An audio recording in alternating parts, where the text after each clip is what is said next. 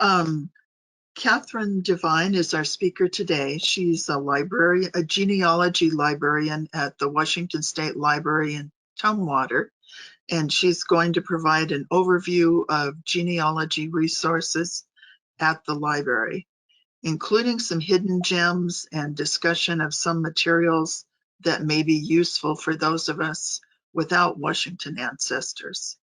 She has a master's degree in information science from the University of Tennessee in Knoxville and a bachelor's degree in history from Maryville College, also in Tennessee. She's called Washington home for the last 20 years and has worked at the Washington State Library for the last 16. So I know all of us are looking forward to hearing what she has to say. Thank you, Catherine. Thank you. It's nice to see you. Can everybody hear me? I never trust these microphones. Okay, great. um, well, as you said, thank you so much for having me. And I'm going to give kind of a broad overview of the State Library. And because we just have so much, it's overwhelming to talk about everything. But I want to hit on the genealogy resources and newspapers resources. Those are my specialties. I have I came on as a genealogy librarian. I've been doing my own genealogy for many years. Um, and as you said in the intro, I've been in Washington for about 20 years, which incidentally was never the plan, but that's where I've ended up. And so I brought up the main Washington State Library website. I believe you can all see that. I'm sharing my screen. And I just want to let you know, brief history, we're a very old library. We were established in 1853 when we were still a territory by US Congress. Just to give you a sense of how much the library has grown, I think the stat from, if you go to About the Library History, it gives you a little background. But the stat from, say, 1855, we had just over 2,852 volumes, and currently we're looking at 2.5 million volumes of material in our library. So we're pretty large, and that's why I can't tell you everything, but I will do my best to hit the good stuff. And before we get into the books and the resources, I want to tell you a little bit about services at the State Library that you may or may not know about. The first I want to talk about is this Ask a Librarian. And it is exactly what it sounds like. You will be interacting with an actual librarian, a real human being. It's not a bot. It's not Google. You're talking to me or one of my colleagues, and librarians are in the building 8 to 5 Monday through Friday. So if you call us or chat with us or even send an email, you will get a response as soon as we get it. Basically, phone obviously is live, chat is live, so you'll be talking to us in real time. If you use the email form, this email form here, again, if you send it 8 to 5 Monday through Friday, we will probably get it pretty immediately. If you send it on a weekend when we're not here, we'll get to it Monday as soon as we can. And we make every effort to get back to people as soon as possible. I know that's not always typical for a government agency, but we really do try to get back to you. So I encourage you to think of the librarians here as another resource. I think a lot of people think of libraries just in terms of how many books they have, but don't underestimate the value of the librarians here and the knowledge that we have. So even if we don't have a particular resource, we make every effort to find out who does and determine who to refer you to. So it never hurts to ask. We will respond. The other service I want to let you know about is interlibrary loan. We do lend some of our materials, including newspapers on microfilm, through interlibrary loan. And that is a service that you would initiate with your local library. So go into your local library, ask if they have an interlibrary loan program. Most libraries do. And just say, hey, I'm looking for this particular resource. I see that it's at the state library, but I don't want to make the whatever 3-hour drive to get there. And if it's something that we can send, if it's something that circulates or that we will lend, we will send it to your local library for you to use there. Now, make sure if you're requesting microfilm that the library you're using, the library we're sending it to, has a working microfilm reader. So the other service I want to talk about is how to get a card. And it's right here. Now, a card will allow you, if you're in Olympia and physically in our library, it will allow you to check out books from us. But if you're at a distance, it will also allow you to access Newsbank from home, which is a resource I'm going to be talking about a little bit later. And one thing I wanted to let you know about the card is the Washington State Library card is valid at the Washington State Library, not other libraries in the state. And the flip side is that we can't accept cards from other libraries either. I've had some people come in and think that because we're the library for the whole state that we can accept any card from any library in the state, and that's just, unfortunately, that's not the case. I've also had it where they will get a state library card and think, oh, great, I can check out anything from any library in the state. Well, no, that's not the case either. A library card from the Washington State Library can be used at the Washington State Library. So also at this time, I want to let you know there is no way to apply online for a Washington State Library card. This page you're looking at here will give you the link to download and print out the PDF of the application. And here's what it looks like currently. We are working on some updates, so if at some point you click on this link and see a slightly different form, just be aware that it's just because we've updated the form. But you would print this out, fill it out. You do not have to be an employee of a state agency to be eligible. That's one of the reasons we're updating the form. It kind of makes it look like you have to be, but you do not. You do not have to fill in your driver's license number or your birth date. Again, that's something we're updating. But what you do is print this out, fill it out, and then you would mail it in. You can, if you have the ability to scan to PDF, you can email it and attach it to the email. You can fax it, and all of those, all that contact information is down at the bottom here, including our mailing address and our fax and our email. And then if you're not going to physically be in the Olympia area, I encourage you to ask for an e-card. That is just a number that we will assign to you and email to you. You won't get a physical card, but it works just the same way as a regular card. If you're trying to access a database, you would just enter that number and that will give you access. Okay, so those are the services I wanted to talk about. And since most of you are not in the Olympia area, I want to talk about the digital collections you can get to. Let's see, let's go back up to the main page. Wait for it to load. Come on, there we go. Okay, so digital collections. This is a really nice feature. Like I said, you don't have to leave your house. You don't even need a library card to access these materials. Classics in Washington History. These are books that have been digitized, and they're broken down by topic, basically. County and regional history, I thought would interest you guys. And it's just a list of volumes that have been digitized. You just click on the title you want to look at, and it gives you a link to download the PDF.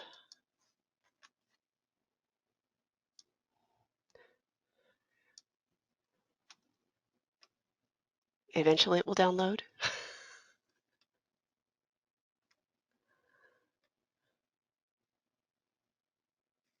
There we go. Yeah. So again, you can see the full text of these digitized classics in Washington history. You don't have to leave your chair. You can just see it from there. Another popular collection is the Emma Smith DeVoe papers and scrapbooks.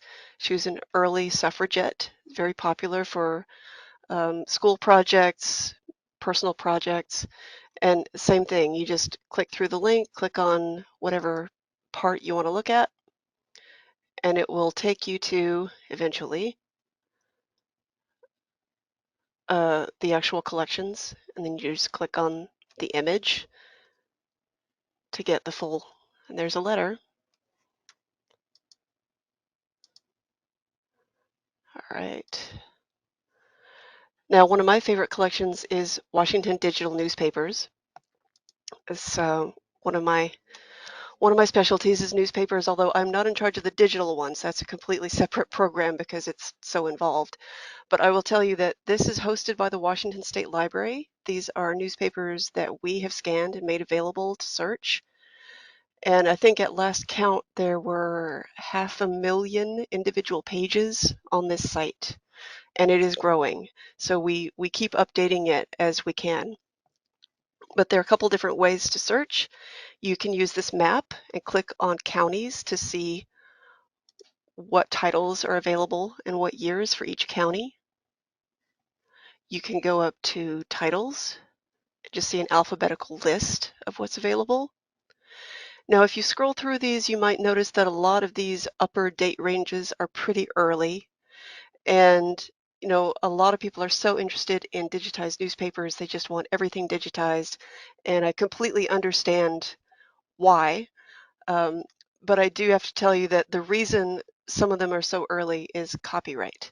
So newspapers, by and large, are under copyright, especially if they are still in publication. So what we have to do in order to digitize is either choose titles and dates that are no longer in copyright, that are currently in the public domain, or we have to get explicit permission from the current publisher in order to digitize and make these available online. So you'll notice the Anacortes American, we actually did get permission to digitize that, and we have up through 2,000. So that's why the program is completely separate. We have someone who's, working out copyright, working out where negatives of microfilm are. That's an entirely involved project, and it's ongoing. So if you don't see something that you want to see digitized, keep checking back. And if you're really interested, you can always ask us, and I will refer you to the program manager for this. And she has a much better sense of what is in the pipeline and what isn't. Okay, after digital newspapers, I wanted to show you historical maps online. This is great because you can search, you can view an entire list if you really want to, or you can select by date range, you can select by type of map, and you don't have to fill in both of these, you can use either or. So for instance, if I just want to see everything 1889 to 1920, just choose that, click search, and it will pull up the digitized maps that we have for those. Now, this is not going to be every map in our collection. It is just what has been digitized. But again, if you don't want to make the trip up here and just want to see what you can get without leaving your house, I would recommend checking out this site. So if you click on it, it will take you to JPEG. And actually what it did was download it. I think you can probably see that. Well, no, you can't. Okay, never mind. You can explore that. It's not showing up on the screen. Okay. Washington Rural Heritage is the other program I wanted to talk about. Again, it's not my program, someone else manages it, but I just wanted to point out because I think it's a really neat feature on our site. This is a program that's actually facilitated by the state library. So staff at the state library help other libraries in the state to digitize their local history collections and make them available all in one place on this site. And you can search by collection, you can search by county, you can search by format, um, whether text or still image or sound. Sorry, I didn't mean to click through that. You can search by date range. I want to make clear that these collections are actually not part of the state library. They are actually they're actually housed at the original institution. So in other words, the state library is just a host. We don't have these actual collections in most cases, and you'll have to um, click on the individual images that you pull up to see who owns the originals if you want to contact someone. So if you click through, you'll see a more detailed page. And if you go down to right here to collection, you'll see it's actually Whitman County Heritage, and the project partner is Whitman County Library. So that's who actually owns these items if you want to know more information. Okay, so all of those resources I just talked about, like I said, they're free. You can get them from home. You don't even need a library card to access them. But as I mentioned earlier, there is a resource where you do need a state library card to access, and that is Newsbank. I'm going to pull up the page here. There's several collections within Newsbank. One of them is America's Genealogy Bank, which is, as you can see the description, I mostly use it for the obituary collection, for the historical newspapers. And I'm going to pull it up, and it will pull it up directly on my screen because I'm in the library. But from home, it's going to pull up a box asking for your library card and PIN. So if you have a library card, just enter that barcode number. An e-card is going to start with E. A regular library card is going to start with D. Your PIN, by default, is the last 4 digits of your phone number that you give us when you apply for the card. Now you can change it, you just have to let us know, but if you don't let us know, it's going to be those last 4 digits of your phone. So here's Genealogy Bank, historical newspapers. You can see a title list, which it does provide access to other states. So again, if you don't have Washington ancestors, this will still be useful to you. And obituaries, same thing, other states available. Social Security Death Index. There are other places to get that, and I'm sure you probably know about a lot of them, but it's in this collection as well. Historical books, you can view a title list, lots of historical books. Now, if you want to go to a collection in Newsbank besides the Genealogy Bank, just hang on. You can back up and go into our Seattle Times. So Newsbank, beyond Genealogy Bank, they have a historical Seattle Times collection. They have Olympian and Seattle Times. Let me click into that so you can see it. There it is. And for those of you with non-Washington residents, you can go up here to change databases, all databases. And you'll see we focus mostly on Washington and Northwest, but there is a USA collection under historical and current, and there's a USA under America's News. So if you click on USA,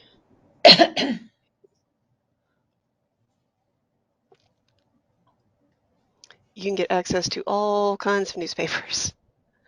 This is showing 127 titles. So there's that. Okay. I saw in the chat there's a question about city directories. We're going to get to that in just a moment. For now, I'm still talking about the online resources, and one of them, so Newsbank you can get from home with a card. We also have in library, we have Ancestry Library, which is the library subscription to Ancestry.com. And we also have a database called Vital Search. This is Ancestry Library. It probably looks somewhat familiar to you. This is Vital Search. It is a little bit clunky, but it does provide some vital records, including birth, marriages, and deaths, divorces in some cases, for all kinds of states, including Washington. But hopefully you can see the list of states here that are available. And this handy little chart tells you what they do and don't have for type of record. Um, Again, that's in library, so you can't get this from home. But if you can't make it in, for any of the in-library resources that we have, I encourage you to use that Ask a Librarian service, because we will do specific lookups. If you say, hey, I'm looking for John Smith birth record in whatever state, California, Washington, whatever you think might be available, we will search specific requests in our resources if you can't make it in. Now, we can't always respond to, hey, I'm looking for any information on my relative. We really do better if you have a specific request, and you have to remember we don't know your family as well as you do. um, so, tell us what you already know, tell us what you want to know, and that really helps guide us as to where to search. It helps us recall, okay, well, we have this resource, or we don't have it, but I know this library does, or this archives does. So we can really help you better the more specific you are. Now, you may have already seen this. Let me go to, sorry, let me go to our genealogy site.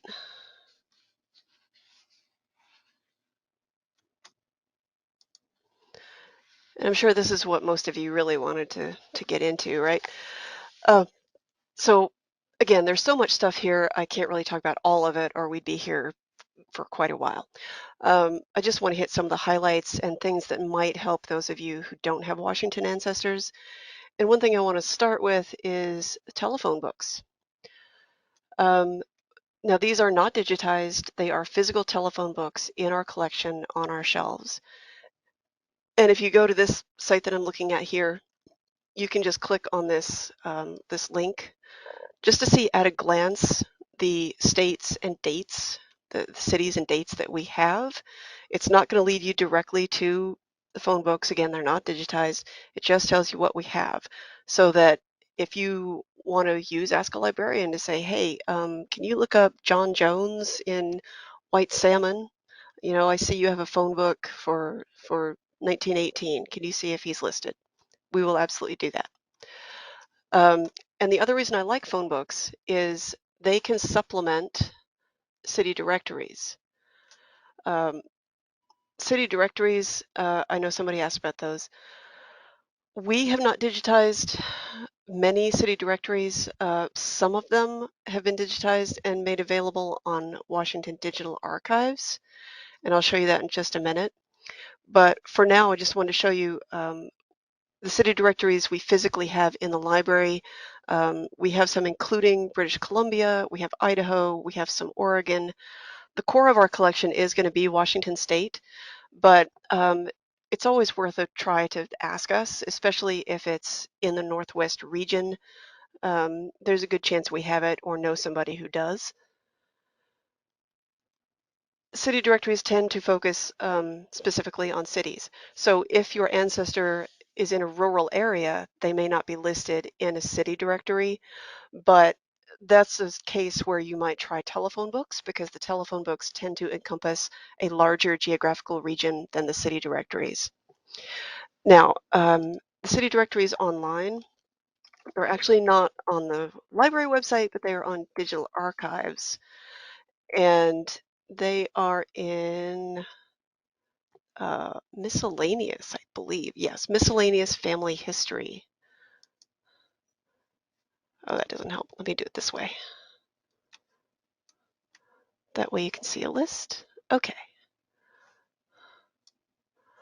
So collections, miscellaneous family history, you will see some city directories. There's one, Benton Franklin Klickitat to 1916. And these tend to be very early. And if you haven't found them yet on Ancestry, Ancestry.com or Ancestry Library also has a pretty large collection of city directories. And at least for Washington, the ones I've noticed, a lot of them are digitized up through the late 40s or early 50s, depending on the city. So I hope that answers the question about city directories online.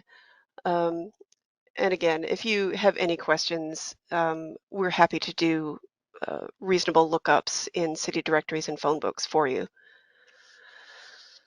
So now we're going to go on to one of my favorite resources, which is newspapers. Let me go back here.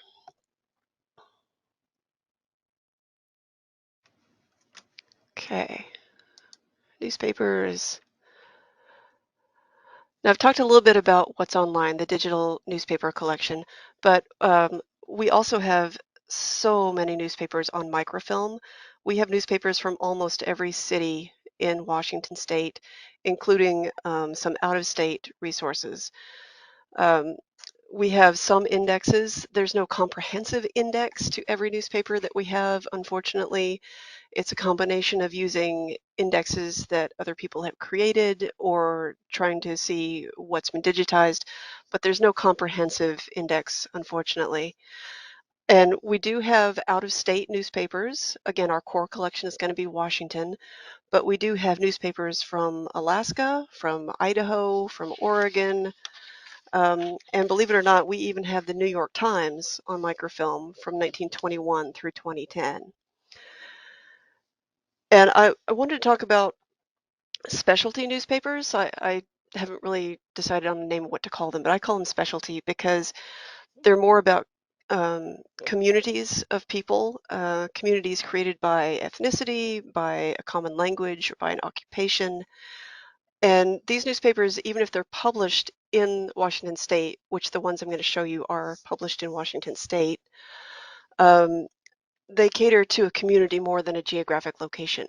So there's a possibility that you will find something about out-of-state people in these newspapers just because it's more about the community than the location. We have some foreign language and foreign culture newspapers. We have Chinese, the Seattle Chinese Post from the 1980s. We have Northwest Asian Weekly. And I'm going to show you, I hope these show up.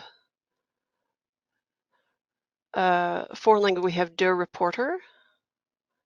I can't tell if that's showing up. No, it's not. Hang on. What if I move it over here? Nope. Okay. Let me try this.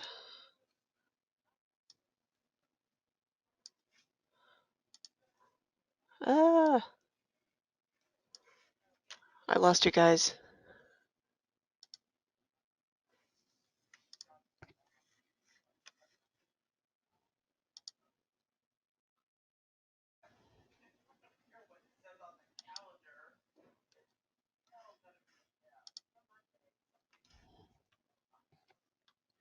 We still see you and hear Oh, you, but okay. we don't see any of your files. Yeah. Okay. You may have to screen share again. Right. Let me get rid of these. Okay. At least now I can see you guys again. All right. Let me see if this works. Share.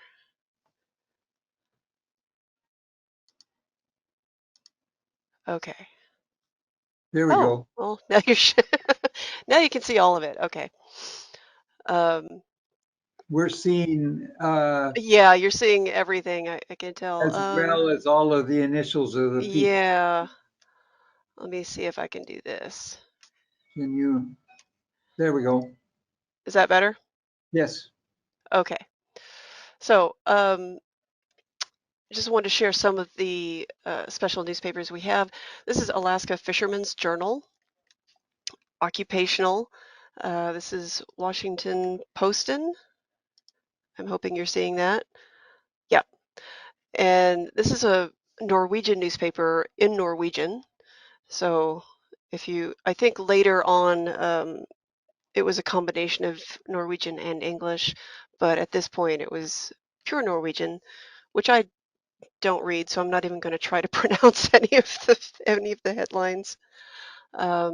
We have El Sol de Yakima, Spanish language newspaper. Filipino Forum, which is in English. Japanese American Courier, if you're doing any World War II research or if you have ancestors of Japanese ancestry, that is in English. If you have any ancestors who were aviators, Northwest Flyer covers all sorts of news from all over the place, just about aviation in general. If you have military ancestors, you know, we have the Ranger. If they were stationed at Fort Lewis, there's a good chance there's something in the Ranger about them. So I'm going to minimize that and stop sharing because you don't want to see that grid. Yeah, so if you haven't thought of that as an aspect to your research, I feel like generally newspapers are considered, you know, location, location, location. But don't forget that there are other types of newspapers out there published by different entities that could give you more information on your ancestors outside the location that it's published. Now, I'm hoping to share my screen and show you some books. Let me get this out of the way here before I share it. Okay, let me try this.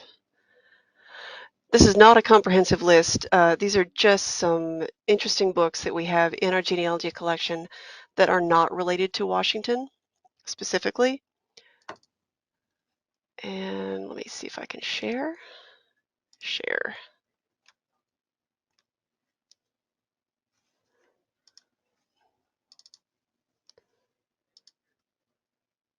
Oh, that's annoying. Okay.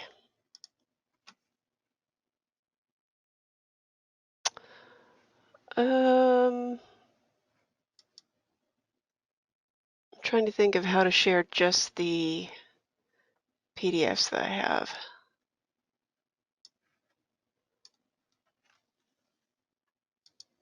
There we go. Okay. So this is, again, I don't read Norwegian, so pardon my pronunciation, but this is Bygdebok, Norwegian farm book. We have a few of these. We don't have a comprehensive collection, but when I started researching these, I thought, you know, it'd be really great if we could get at least a few Bygdebok in our collection. So these are histories of Norwegian farms. I liken them kind of to those county histories from the 1880s. You know, they'll profile members of a county and they'll give you a little bit about their history and background, family. That's kind of what these are, but for specific farms in Norway. They are in Norwegian. So if you don't read Norwegian, you will have to find a way to translate somehow. But if you have Norwegian ancestors and we happen to have one from the farm that your ancestors are from, these are fantastic resources. Let me see if I can share other ones.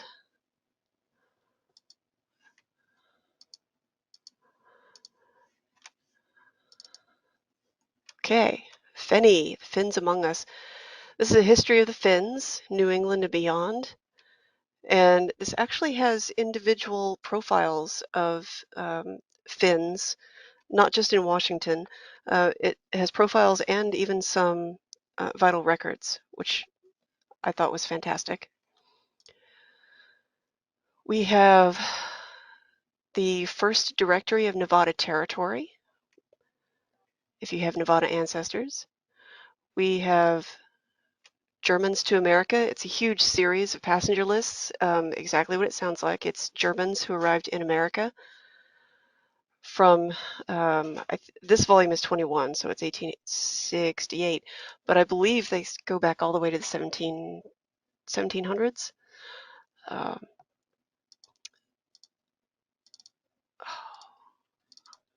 Okay, and we have Life and Death at St. Mary's Mission in Montana, which are vital records of Bitterroot Salish Indians between 1866 and 1891.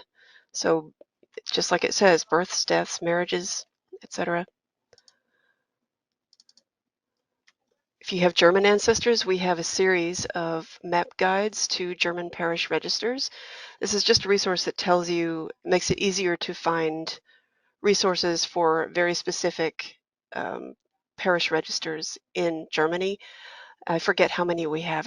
I want to say it's over 30 volumes in this series. It's a very large series. We have North Dakota counties, towns, people. It's also exactly what it sounds like. It's profiles of people who lived in North Dakota. Norskin, Montana, again, if you have Norwegian ancestors, which is very common in Washington. It's profiles of Norwegian families who settled in Montana. This one kind of surprised me, and I think that maybe I bought it partially for selfish reasons. I have family from Southwest Missouri, and when I saw that, I thought, hey, cool. Opening the Ozarks, first families in Southwest Missouri. It's not purely personal. Missouri was kind of the starting point for the Oregon Trail, which is one of the reasons I got it. So um, we try to collect things, not just Washington is our core, and then the Pacific Northwest region, but then also states and areas that people typically migrate from to come to Washington. We try to fill out resources for those too. That's why we have some Missouri in our collection. We have Pennsylvania German church records, believe it or not. 3 volumes. It's vital records of Germans who settled in Pennsylvania. We have Vancouver, BC voters, 1866. And again, that falls into the Pacific Northwest area, so we do have some British Columbia resources. I think that was about it. Oh, Catholic Church records, Pacific Northwest. Again, think about what other communities they belong to other than strictly geographic, and kind of you can search that way, see what we have. Now, lastly, and I hope I can share this fairly easily, I want to show you the catalog. Let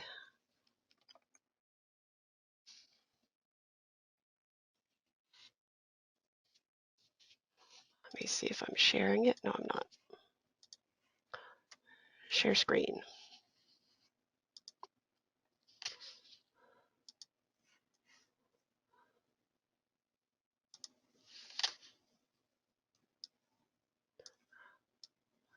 Okay. There we go. The catalog is the best way to determine what we actually have in the collection. Our newspapers are in this catalog, our books, our journals, genealogy collections.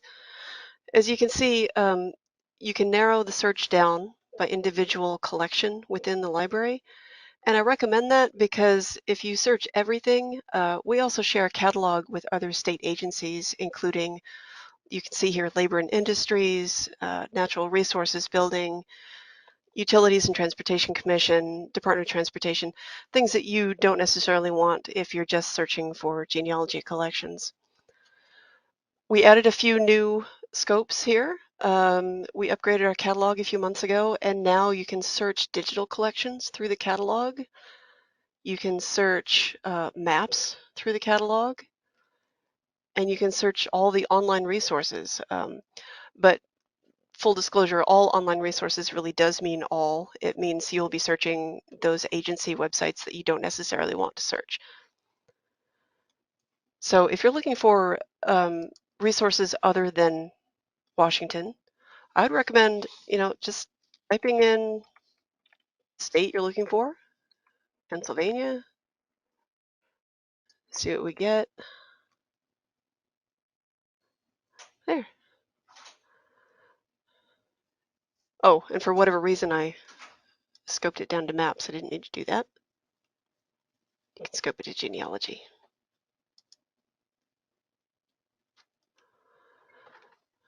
There you go. Turns out we have no small amount of things with Pennsylvania related. So I would just encourage you, one, to, just because we're the Washington State Library, don't assume that we only have Washington State items. That is our core. Don't be afraid to ask us, because even if we don't have it, we will try to find out who does. And search the catalog. We got a lot of really good stuff in there. So that's pretty much all I had for today. Does anybody have any questions? I have a question. Yeah. Is the usage of the library limited to Washington State residents? The usage of it, no. To get a Washington State Library card or e-card, yes, you have to be a resident of Washington. But you don't have to have a card to come into our to physically come into our library, to contact us, to ask us questions.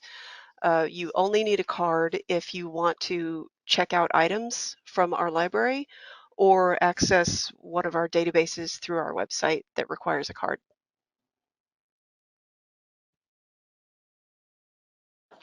One of the I see that in the, questions, yeah.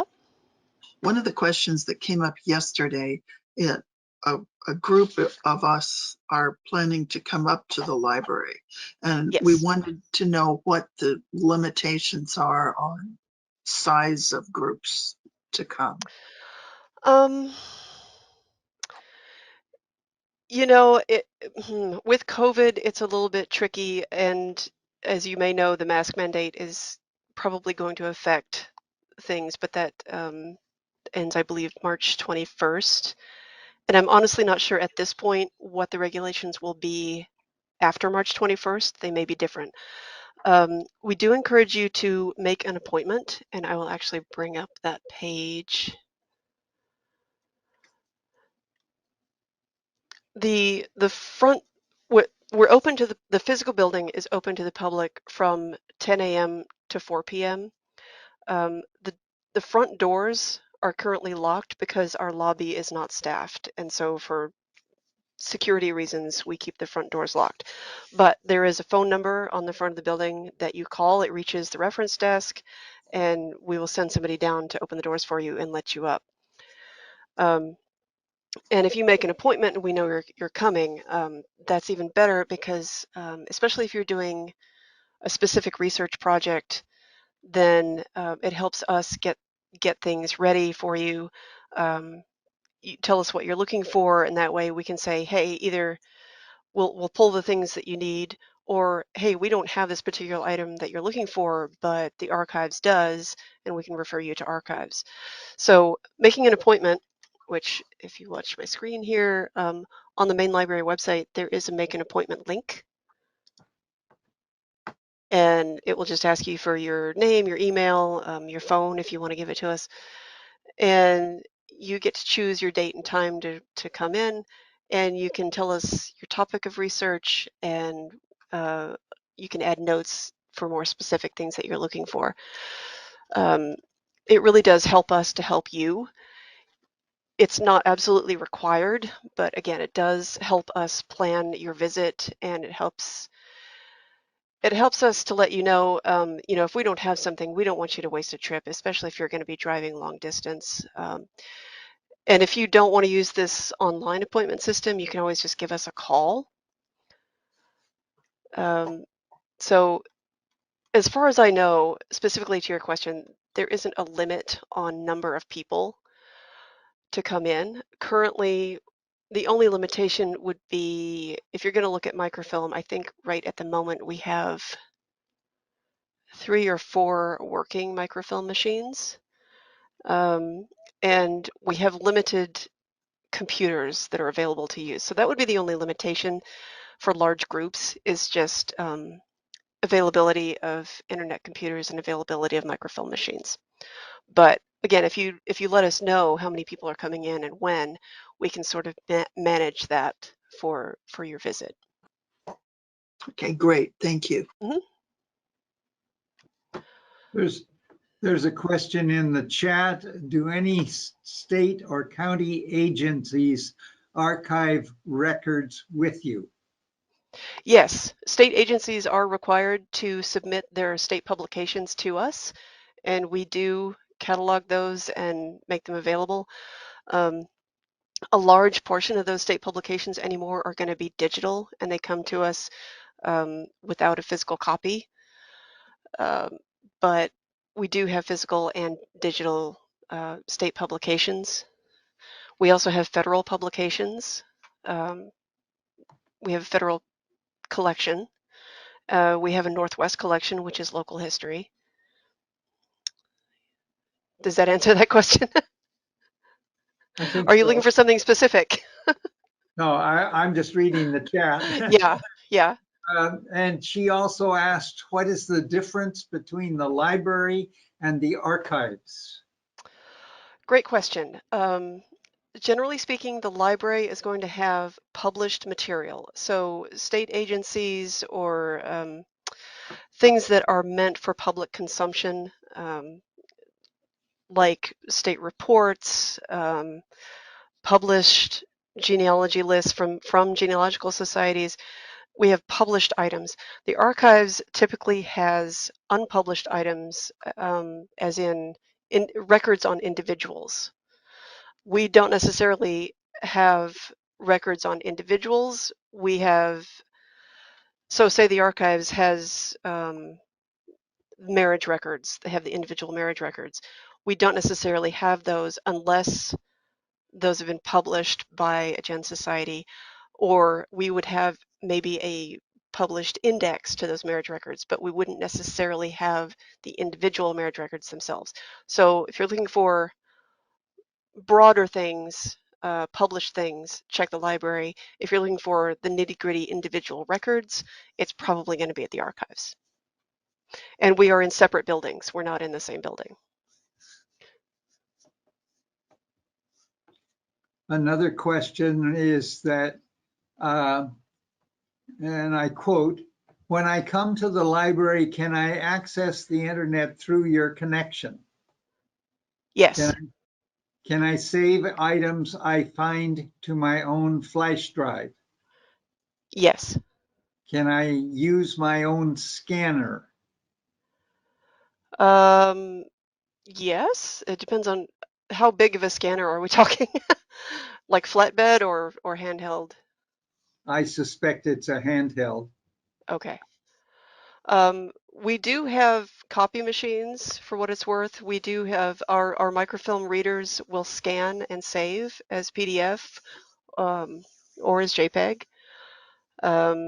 Some people just come in and use their digital, they bring their digital camera and we'll take a picture that way.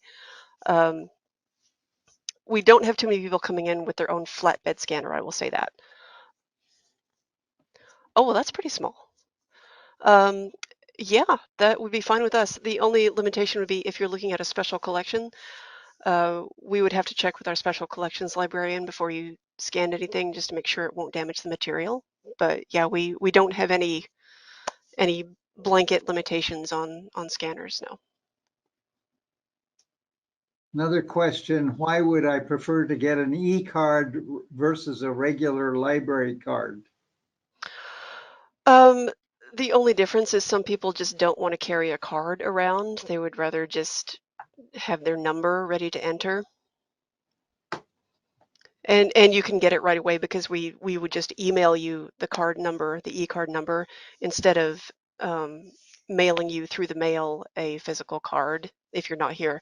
If you're here in person, yeah, we'll absolutely issue you a physical card if you want one.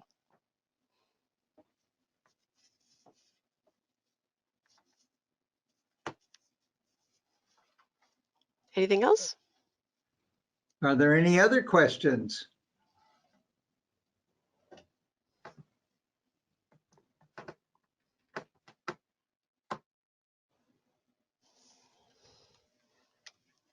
Okay, I don't see any. I I don't don't see any. see any.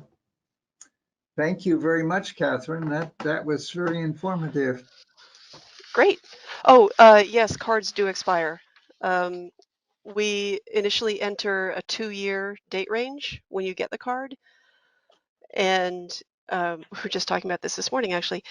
So cards do expire after 2 years, but they stay in the system for 2 years after expiration, just so that we don't, unnecessarily cancel your card. So if you had a card more than, say, 4 years ago with us, it's probably not in the system anymore. But yeah. Is that it? I think so. Okay. Thank you so much. This was wonderful. You're welcome. Thank you.